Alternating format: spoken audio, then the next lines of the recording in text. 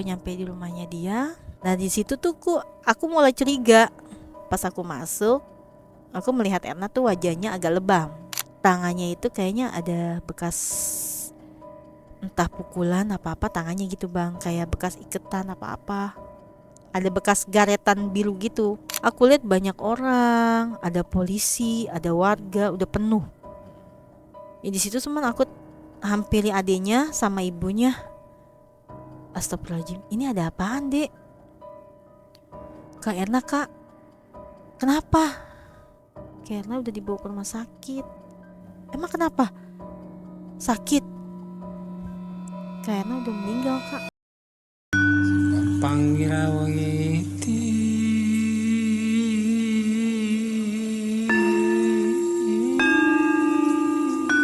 langkumungo ceceka panggawa para wanggati sajawandang kalawana bengke. Assalamualaikum warahmatullahi wabarakatuh. Shalom, Om Swastiastu. namo buddhaya. Salam kebajikan. Selamat datang kembali di podcast Malam Kliwon. Yes, selamat pagi, siang, sore, malam teman Kliwon dimanapun Anda berada. Kita perbincangan lagi hari ini, semoga sehat selalu ya. Amin. Buat teman Kliwon yang pengen jadi narasumber di PMK, silakan langsung kontak nomor di bawah ini. Oke, hari ini kita sudah kedatangan Mbak Vera. Mbak Vera, selamat datang di PMK. Ya makasih bang. Udah gitu doang. Gua kata panjang kali ya. Gimana sih? Iya oke, makasih bang udah diundang di sini. Diulang. Mbak Oke. Vera, ini pengalamannya cukup menarik ya untuk kita coba dengerin gitu Iya, ya Mbak insya Vera Allah. ya. Iya, kami nggak mau banyak spoiler. Yang jelas ini adalah pengalaman yang dialami oleh teman dekat Mbak Vera sendiri gitu Betul. ya. Yang akhirnya juga berujung tragis. Iya. Ya. Baik, silakan Mbak Vera, waktu dan tempat. Jadi gini bang, dulu aku punya teman, namanya Erna. Memang itu teman aku dari susah lah bang. Dari SD kita sekolah bareng, SMP sampai akhirnya kita tuh kerja bareng. Kerja bareng. Iya. Oh, ini teman rumah berarti. Iya teman rumah. Karena memang masa SD-nya itu dia dari keluarga yang orang nggak mampu lah. Pada saat itu, ya saya cuma bilang, yaudah yuk Er, kamu bisa kok sambil sekolah, sambil dagang, buat kehidupan kamu, sehari-hari kamu sama ibu kamu, sama adik kamu. Karena Erna itu anak pertama dari 2 bersaudara bang. Ya akhirnya tuh dia sekolah, bawa dagangan, sampai SMP pun dia masih sekolah, bawa dagangan aja. Sambil jualan. Sambil gitu jualan, maksudnya. iya. Pagi dia bawa makanan, siangnya itu kita sekolah. Saya selalu nemenin dia. Pokoknya udah kayak adik kakak aja pada saat itu. Dan pada akhirnya tuh aku bilang sama dia, SMA kita mau kerja di mana nih kalau udah lulus? Mau bareng lagi nggak? Ya kita coba-coba aja yuk. Daftar di mana? Akhirnya kita memutuskan untuk daftar di PT di bagian OB. Nasibnya kita kebetulan sama bagian pagi-pagi. Nah akhirnya 1 bulan kita kerja bareng bang, itu enak kasih kabar ke saya, Kak, aku dapat kenalan nih. Kenalan siapa? Ya di sosmed sama cowok tuh bang. Oh. Akhirnya aku bilang sama dia, memang kan pada zamannya saya kan antara percaya nggak percaya ya zamannya dulu, kalau kenalan di gitu-gituan bohong apa bener apa ini. Ya Benar. aku bilang sama Erna, hati-hati jangan terlalu percaya ke situ takutnya nanti kamu dibohongin. Ya. Enggak kak, aku ini orangnya baik kok. Tapi kamu udah pernah lihat? Belum sih ya.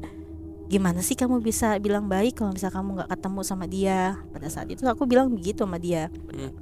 Akhirnya dia komunikasi 1 bulan sama itu cowok. Nah les kontak, aku bilang, kamu udah ketemu ini kan nanti malam dia mau jemput aku. Ya udah kalau memang jalannya kayak gitu ya kamu ketemu aja dulu. Nanti kalau kamu udah ketemu sama dia, baru deh ketemuin sama aku. Iya kak. Akhirnya dia dijemput lah nih sama cowoknya yang namanya Robi pada saat itu. Robi. Iya, namanya Robi.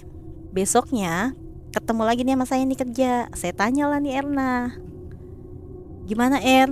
Alhamdulillah kak, baik kok orangnya, aman.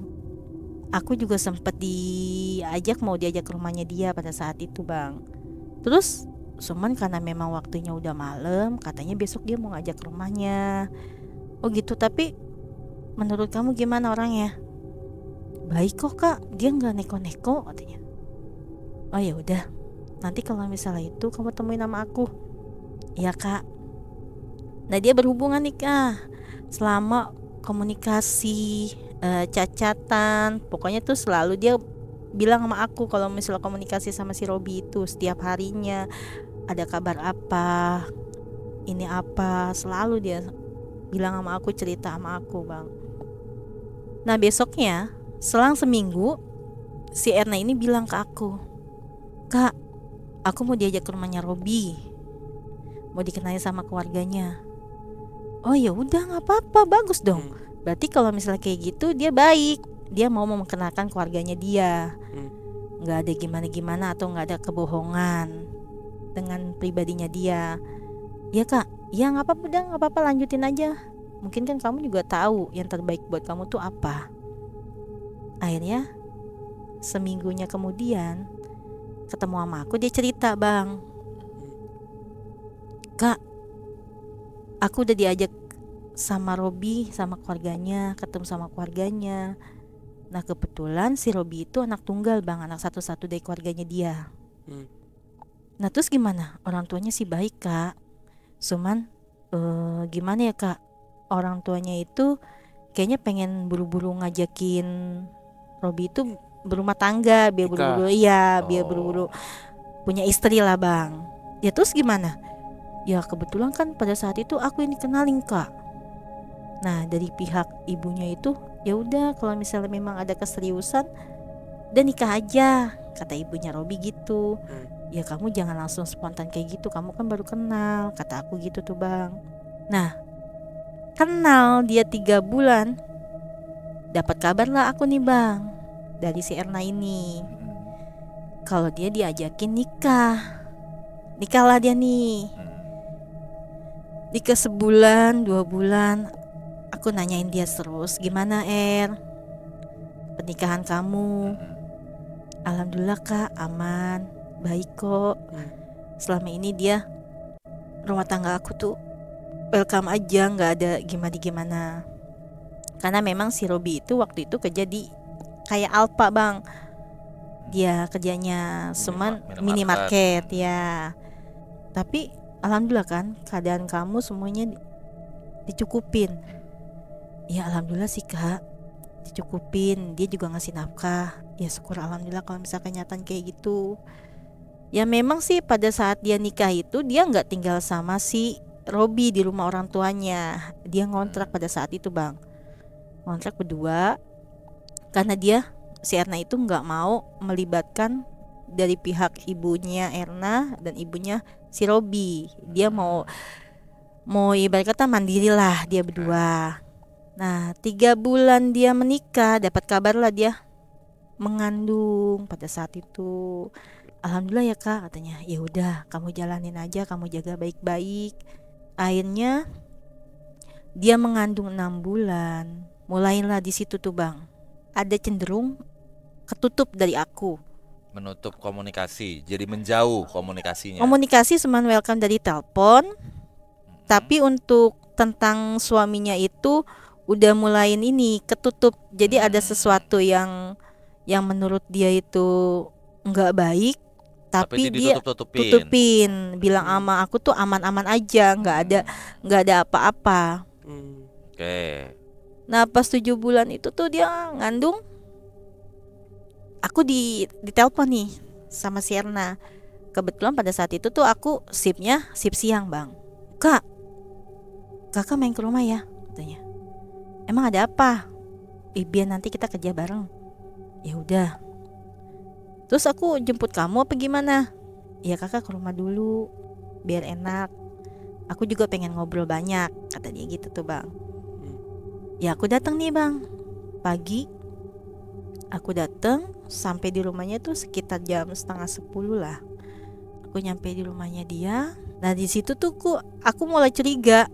Pas aku masuk, aku melihat Erna tuh wajahnya agak lebam. Bonyok atau biru tuh mbak Biru. matanya? Biru. Mm-mm. Kayak oke. Biru, cuma memang udah kehitaman gitu ya bang. Memar banget tuh berarti tuh kayak memar Kayaknya banget. pak, kalau menurut aku sih memang agak parah ya. Oh.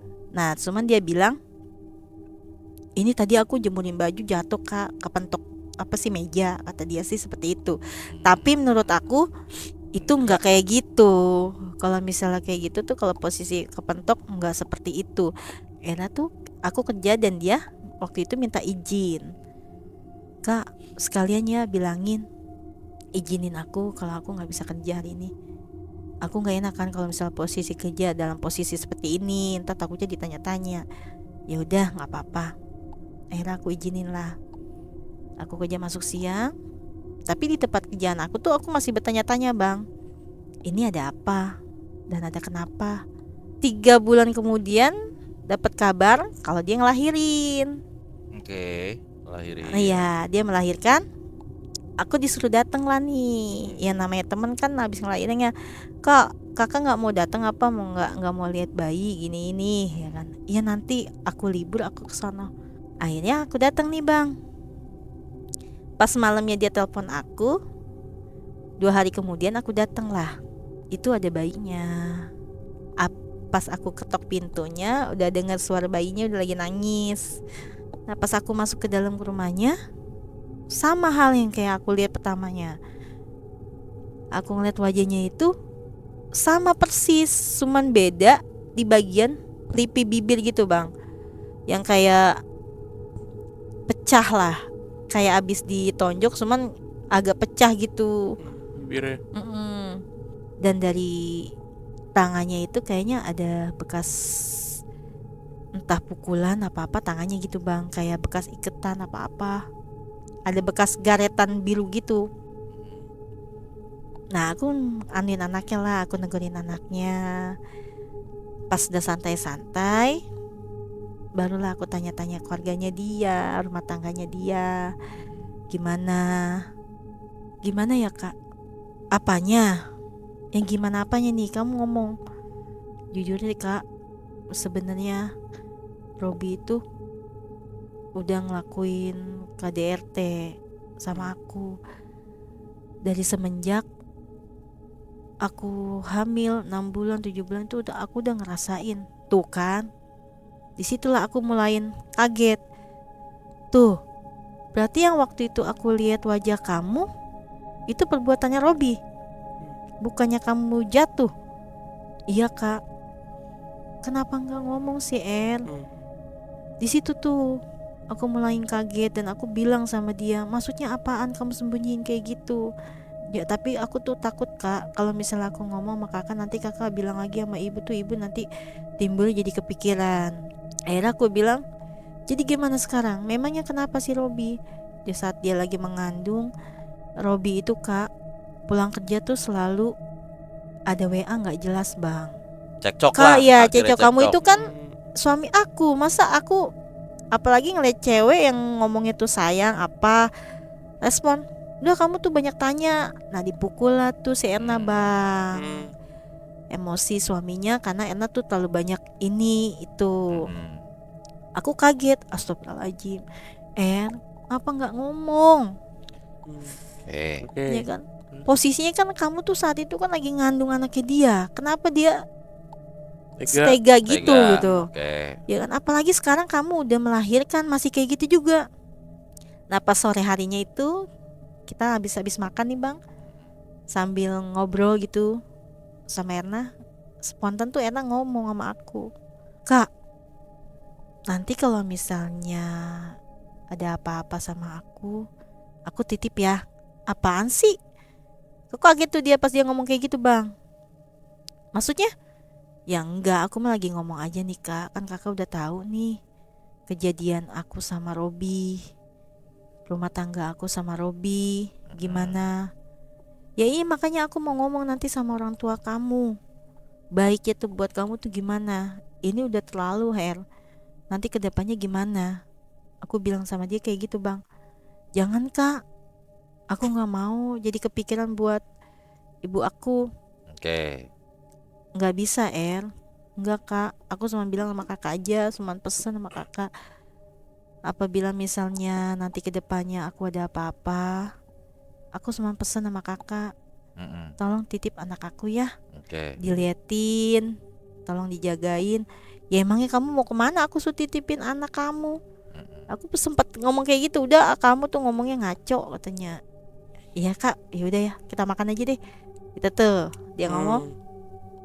Aku pulang bang nih, sebelum maghrib aku balik. Itu kepikiran dengan omongannya dia bang.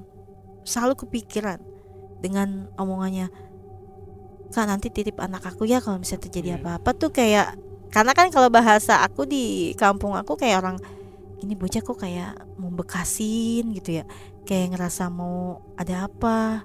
Ya Allah, aku cuma bilang oh Jamil menjalik deh, jangan sampai deh. Aku cuma bilang ya pokoknya aku cuma minta lindungin aja deh yang terbaik buat Erna. Akhirnya tuh paginya aku dapat kabar dari adiknya. Berarti malam abis pulang. Iya. Ini besok paginya dapat kabar langsung. Sehari. Nah 2 hari kemudian aku lusa berarti. lusa. Oke. Aku dapat kabar dari adiknya. Jam 7:15 itu aku dapat kabar. Telepon. Kak, ya dek kenapa? Kakak kesini ya. Kemana? Ke rumah Kak Erna. Lah, emang kenapa Kak Erna? Sakit? Atau anaknya yang sakit? Aku tanya-tanya kayak gitu sama adiknya. Udah pokoknya kakak kesini kak. Itu sepanjang jalan aku selalu bertanya-tanya itu sama suami aku pergi ke rumahnya Erna. Pas sampai di rumah Erna itu aku lemes bang. Aku kaget karena posisinya itu aku lihat banyak orang, ada polisi, ada warga, udah penuh. Ya di situ cuman aku hampiri adiknya sama ibunya. Astagfirullahaladzim, ini ada apaan dek? Kak Erna kak, kenapa? Kak Erna udah dibawa ke rumah sakit. Emang kenapa? Sakit? Kak Erna udah meninggal kak. Astagfirullahaladzim, langsung saya shock bang. Saya bilang sama ibunya, terus anaknya kemana? Adakah sama tetangganya di sebelah? Udah aku gak mikirin apa-apa. Aku masuk cari anaknya. Aku hampir tetangganya yang sebelahnya Erna. Aku tanya nih sama tetangganya, ini ada apa sih bu? Nah posisi aku tuh ada ibunya juga, ada adiknya Erna, ada tetangganya. Emang awalnya ada apa ini? Memang awal ceritanya tuh aku belum ngeliat Erna, karena Erna udah posisinya dibawa ke rumah sakit udah untuk tindak lanjutkan semuanya bang. Jadi gini po, sehari semalam ini bocah nangis baik, kagak berhenti sampai pagi. Nah saya pikir makan ada ibunya ini kok bocah kagak diem. Nah kebetulan tuh sehari semalam itu tuh pas paginya si Erna biasanya ada di depan, suka ini suka itu, tapi seharian nggak pernah kelihatan. Nah hari besoknya tuh suara nangis dari malam sampai pagi nggak berhenti po. Nah saya bilang deh tuh sama Pak RT, saya laporan, takutnya ntar ada apa-apa. Nah saya panggil RT. Pas panggil RT, kita buka nih rumahnya. Dibongkar deh tuh bang pintunya sama warga, sama Pak RT, sama tetangganya tuh. Pas saya bongkar po, ya Allah, tato itu anaknya udah lagi nangis di depan maknya. Nah si Erna itu bang posisinya udah terikat, tangan kakinya sama mulutnya udah pakai lakban di kamar mandi, tapi kamar mandinya itu posisinya pintunya kebuka bang. Nah kebuka itu anaknya nggak jauh dari kamar mandi itu tidur di alas, itu nangis. Mungkin anak itu udah ngerasa lapar, haus, nggak diem di situ dah. Makanya keluarganya semua shock. Saya kaget, astagfirullahaladzim. Saya ingat omongannya dia yang pada saat itu ya, pesen dia itu yang sampai saya bilang, jangan sembarangan lah apa ngomong kamu tuh kalau ngomong. Karena tuh harapan saya tuh pada saat itu tuh tujuan dia untuk nikah dan kemauan dia, pilihannya dia tuh terbaik buat dia. Dan pada akhirnya yang aku dapetin nyawa teman saya yang melayang.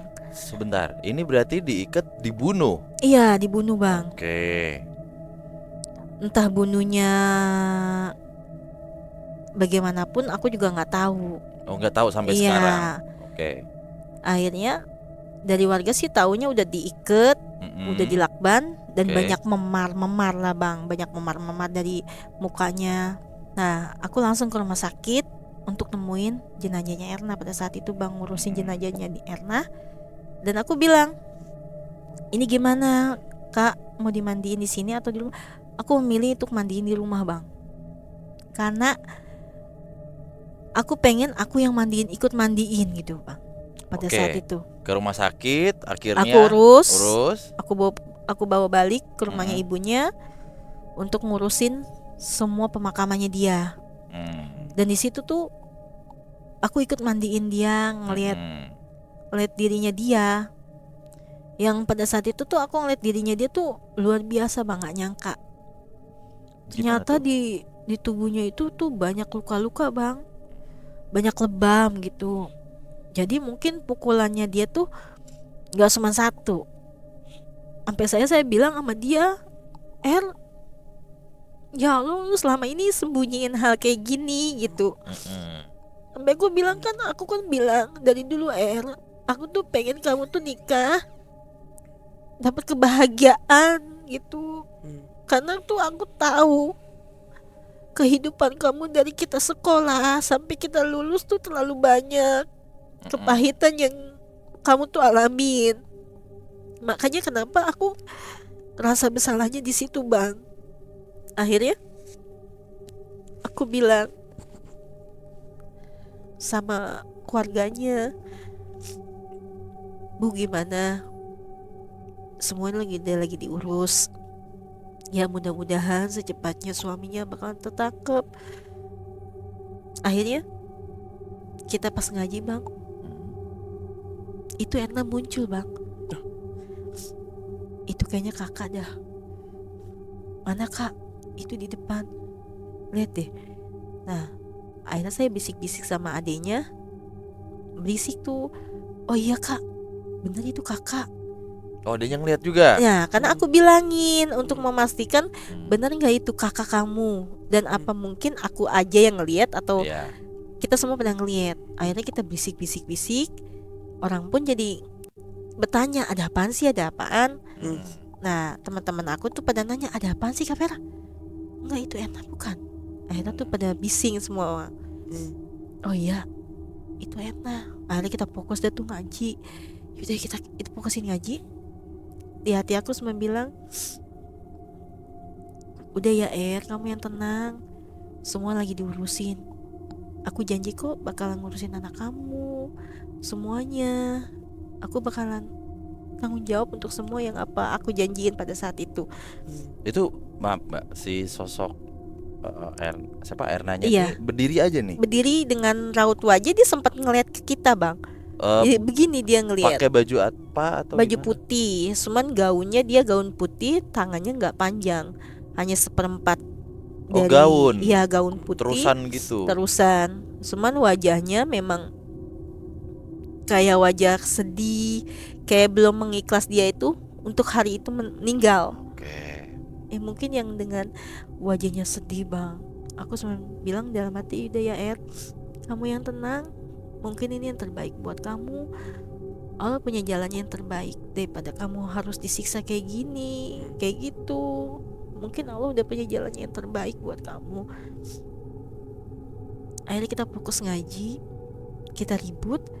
Akhirnya hilang lah tanpa kita gimana hilang lah Erna bang. Nah itu kita rutinitas ngaji terus bang.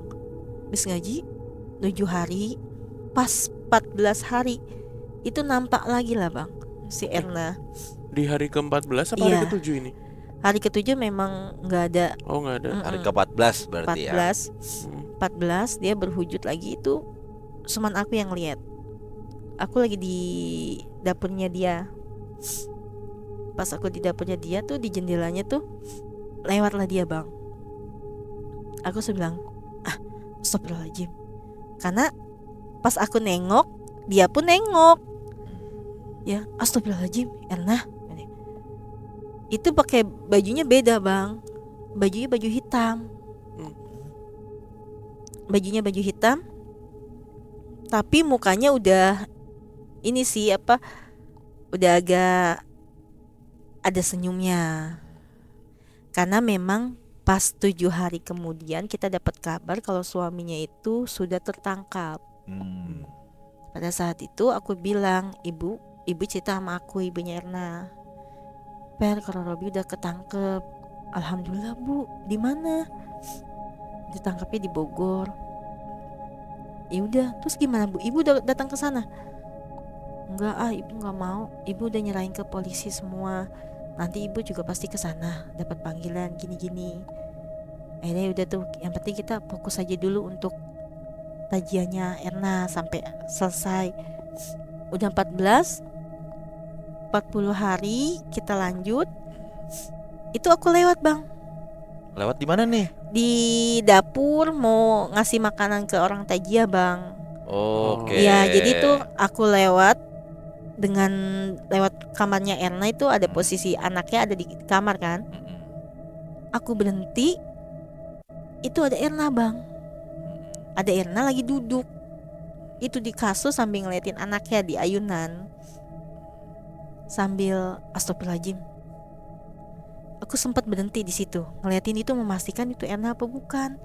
Itu yang sangat lama, Bang. Erna itu lama banget wujudnya, dia tuh maksudnya nggak buru-buru ngilang gitu. Pas aku lihat, astagfirullahaladzim, Erna, kamu ada lagi. Ya aku paham, mungkin dia mau ngeliat anaknya untuk yang terakhir kali mungkin. Aku cuma bilang, ya pokoknya kamu udah tenang aja ya, semuanya udah kembali dan suami kamu juga udah dapat hukuman yang mungkin yang setimpal buat kamu. Apa yang kamu rasain semua mungkin suami kamu udah bakal ngerasain. Pada saat itu tuh Erna ngeliat aku. Pas aku bilang kayak gitu, dia ngelengok dengan senyuman.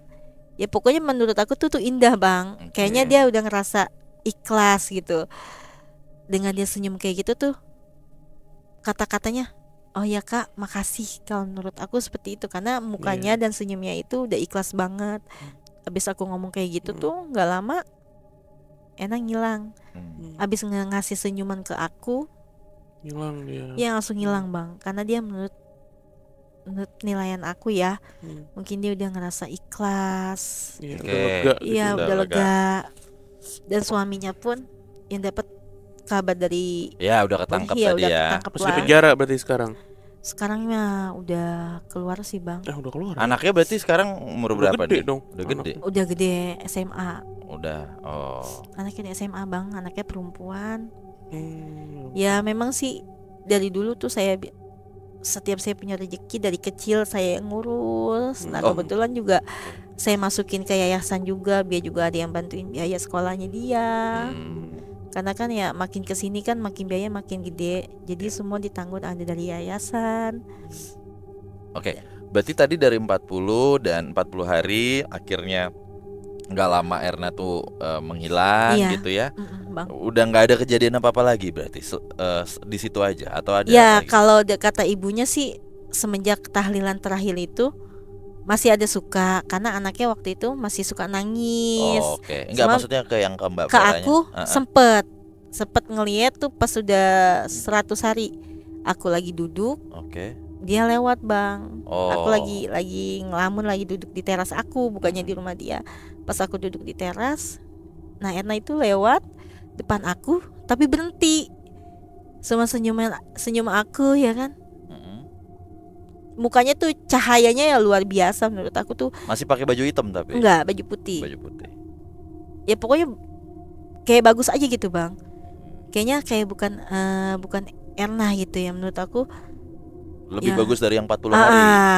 udah mengikhlaskan dia udah ya menurut aku udah dapat surga buat dia yang terbaik. Amin, amin. Ya berarti setelah 100 hari yang Mbak Vera tadi Mm-mm. lihat dia udah bercahaya, udah senyum, dan kayaknya udah enak banget dilihat gitu, Bener bang. sudah nggak ada Udah. lagi sampai So- detik ini. Aku sih udah nggak ngerasain, tapi ibunya tuh masih ngerasain seakan-akan Erna itu ada. Tapi dia nggak terlalu ngeliatin wujudnya. Cuman di saat anaknya nangis, itu pasti ada ibunya. Oh. Karena entah nangis, entah diem gitu. Jadi Ini kayak ngebatin seorang anak ibu, sama anak sama ibu jadi lah ya. kayak anak itu lagi diajak ngobrol sama ibunya atau lagi dilihat gitu bang. Ini kejadian tahun 2009 ya. Iya bang. Oh, berarti waktu itu sempat rame tuh ya di Iya. warga sekitar. Bukannya rame lagi semenjak kejadian itu. Memang pas kejadian meninggalnya itu tuh warga-warga sekitar pun ngerasa aneh bang. Ada suka ya kontrakannya tuh ada bayang-bayangan apa kayak bayangannya Erna. Karena kan hampir dia meninggalnya itu masih digarisin kan, masih garis polisi. Suka ada suara jeritan. Oh, ada teror tuh ceritanya Iya. kayak teror gitu. Tapi ya amit-amit ya, mungkin bukan Erna kali ya, kayak tugasnya orang-orang Iya. GL ya. Kalau kata orang ya pas 7 hari dia tuh rutin aja kayak selalu gitu. ada kejadian-kejadian gitu Apalagi ya. ya tetangganya yang sebelah itu ngerasain banget ya. Padang teh katanya kalau malam tuh tengah malam suka berisik, padahal tuh di rumah udah nggak ada orang. Iyalah, apalagi tetangga samping ya. Ngerasa masih risih aja, tapi mengiringnya waktu makin kesini. Biasa aja. Iya, gitu. saya Iya, juga iya. udah bilang ya, udah namanya udah hidup kamu udah lebih baik, yang terbaik. Mungkin Allah udah yang terbaik buat kamu. Ya alhamdulillah, akhirnya kesini akhirnya ngilang begitunya aja bang. Ya. Oke, itu Oke. tadi cerita Mbak Vera dan sahabatnya ya dari Sahabat, kecil ya. Kita betul. doain semoga Erna Amin. tenang di sisinya. Amin. Ya, anaknya juga tumbuh sehat. Amin. Terus sekarang udah gede ya, udah Iya. bisa kuliah atau Amin, berkarir sesuai apa yang dia pengen. Iya, Amin. Ya, amin. Amin. Terima kasih Mbak Vera atas Makasih ya Mbak ceritanya. Vera ya. Terima Oke. kasih buat teman-teman yang sudah menonton. Kita Iya. ketemu lagi di episode berikutnya. Dadah.